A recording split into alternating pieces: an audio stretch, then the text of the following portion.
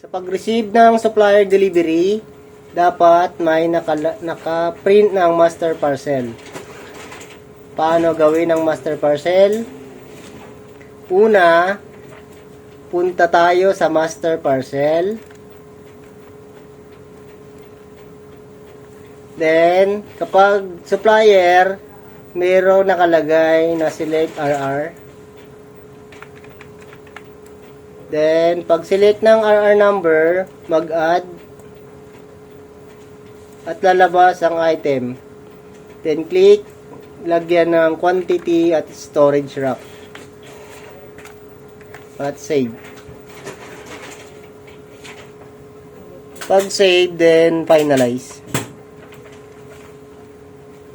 Then, kapag subcon receiving naman, direct na tayo mag-add.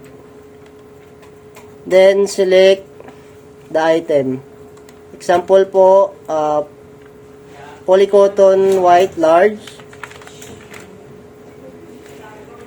Quantity, 160. Then, storage rack. Save. Then, finalize. Sa pag-print naman, i-click ang item, then print. Then ang margin, ang paper dapat size 4x4. Then margin niya, ilagay natin sa default. Ang scale ay custom natin sa 95. Then print.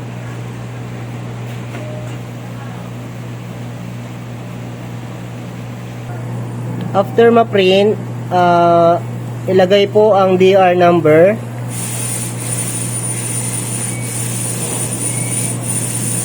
Then kung sino po ang nag-receive ng item.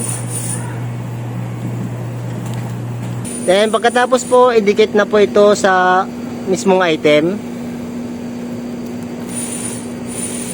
Then after po madikitan, ilagay na po ito sa designated storage rack.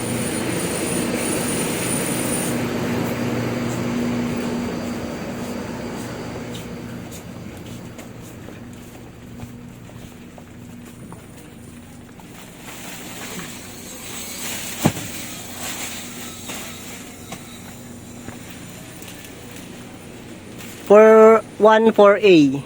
Dapat doon din po siya nakalagay. I4A.